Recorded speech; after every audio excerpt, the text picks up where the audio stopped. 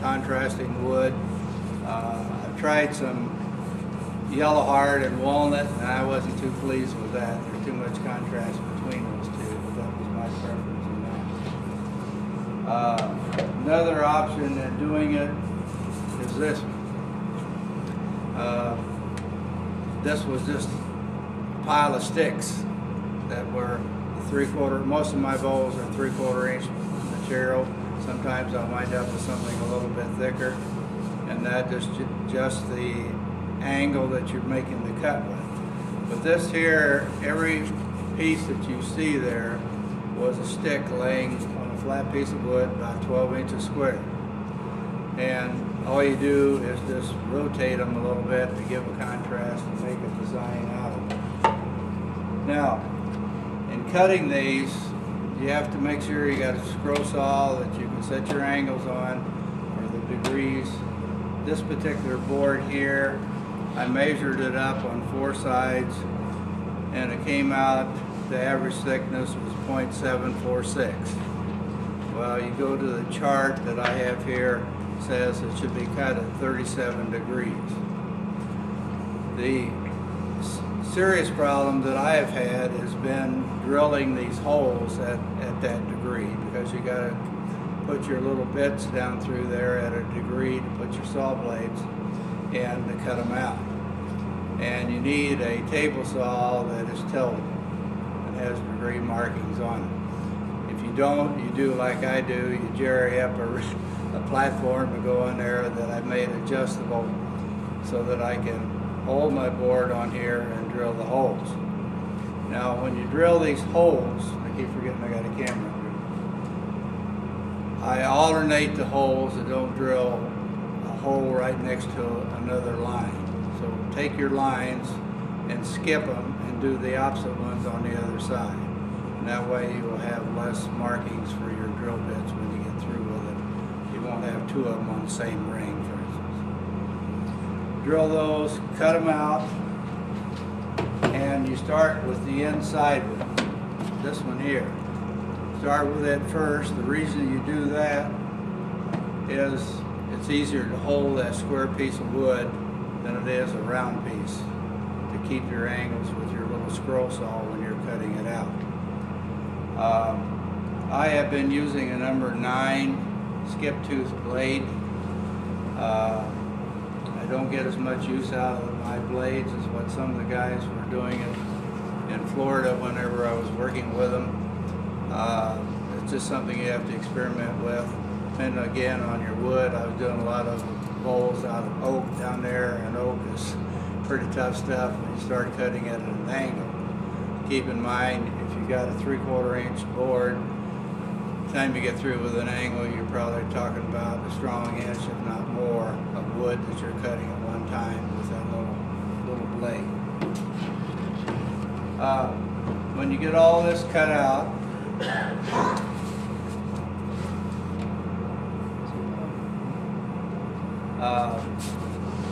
before you glue them together, neatest thing that I saw, and I saw someone, Mel back there showed me in his shop the other day how he does sanding of things like this. Some of my friends had one of the clay tiles that you put down on the floor, took it as being a perfectly level piece of to glue a sanding disc on, like out of your sander. Mel was using a good piece of wood and spraying an adhesive and then putting sandpaper on it. Then you can take these, which are reasonably true, but you're going to have some saw markings and stuff on them, and spin them on there and sand them down just to make sure your seams are better. And I have used primarily Titebond glue in gluing my bowls together. If you want something that's going to be water resistant, I didn't say waterproof, now water resistant, then you should at least step up and use Titebond 2 or something of that type, comparable to do that. Whenever you do these, if you want to be a stickler or details, I'm impatient, so I don't work well that way. You can glue 1 or 2 rings at a time. and let them set up. So that, as you well know, if you use glue, they don't have to set a long time to be firm. But I usually get impatient, go ahead and put all my glue on there on a liberal basis. You can use a brush, use your fingers, whatever you want to do. But when you get through with it, you need to devise some sort of clamp that you can put your bowl in and then tighten it down and hold it firm until they dry overnight or something. Anybody got any questions, holler, and I'll stop and try to answer them if I can. Are you holding it on the lathe? When you get to that point, I use a chuck and a waste block, and I put it on the lathe, and I mount it on there as accurate as I can. Go ahead and put the glue on it, and I use craft paper, like grocery sack. Put glue on both sides, mount it approximately where I think it ought to be in the chuck, and then put your tool rest up beside it until you get it to where you're satisfied with it, and then clamp it tight using your tailstock to come in here. And just let it set overnight and set up. Is it clear enough? What did you mean by use your tools, your tool rest? To tell if this is centered whenever it spins. Turn it on slow and to see if you are accurate at getting it. I have a little problem with my tailstock not being deep enough, and I know there's some other tools that you can get to extend that so it'll reach in farther. I've just been using a small block of wood to make up for that. But I go ahead, and even when I start turning, I leave that tailstock in there, because it doesn't take too much to pop these things loose. I've never had one of them come loose with that craft paper. It took me a while to be convinced to use it. But whenever you start turning, you want to turn with your tailstock in there. Turn these outer rings first. Go in one at a time. Start out here inside or outside, turn a ring, go inside and turn a matching ring, or vice versa.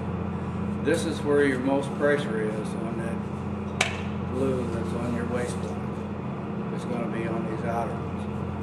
Then when you get down to like maybe the last two rings in here,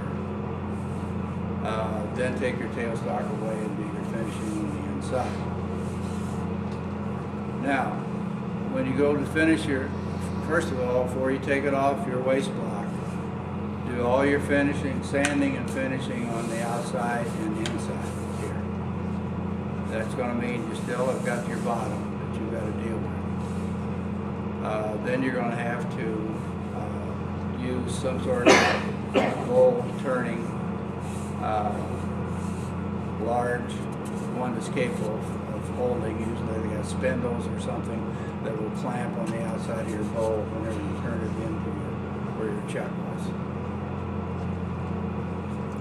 I bought, in addition to, I have a chuck that's made by Penn State, and then they have an expandable one which is only like $40 that has spindles on it that's big enough to handle a 12-inch bowl. I think it was actually bigger. I had to cut it down to fit my lathe, which was 12 inches.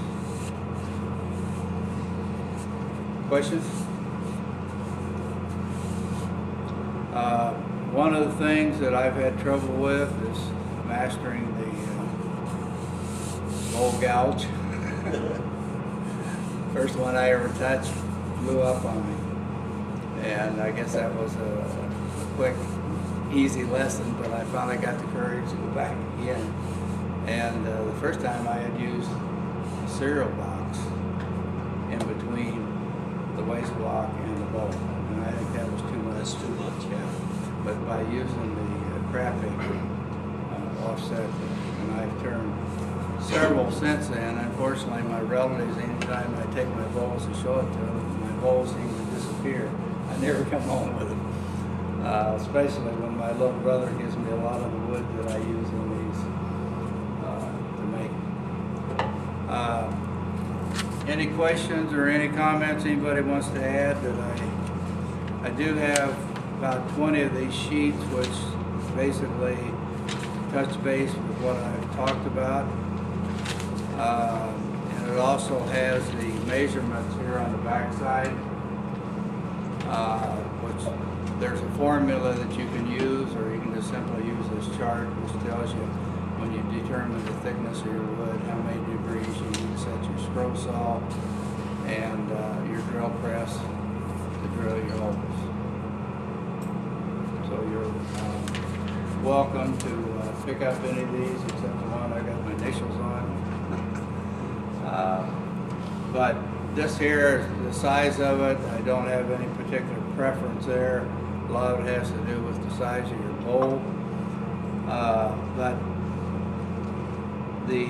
one of the problems, and I told one of my friends we were talking tonight,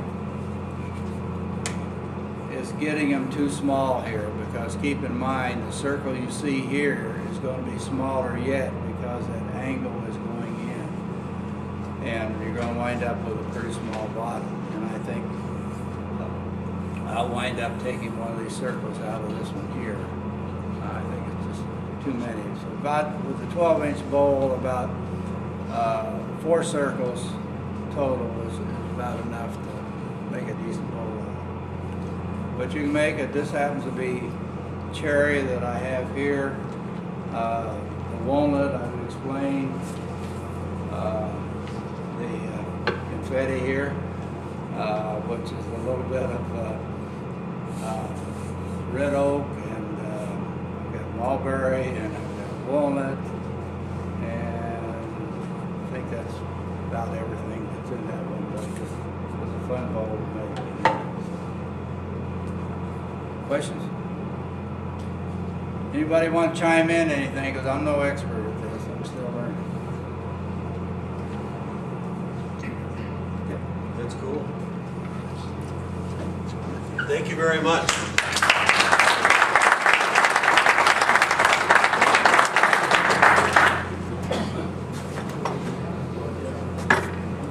Nice job.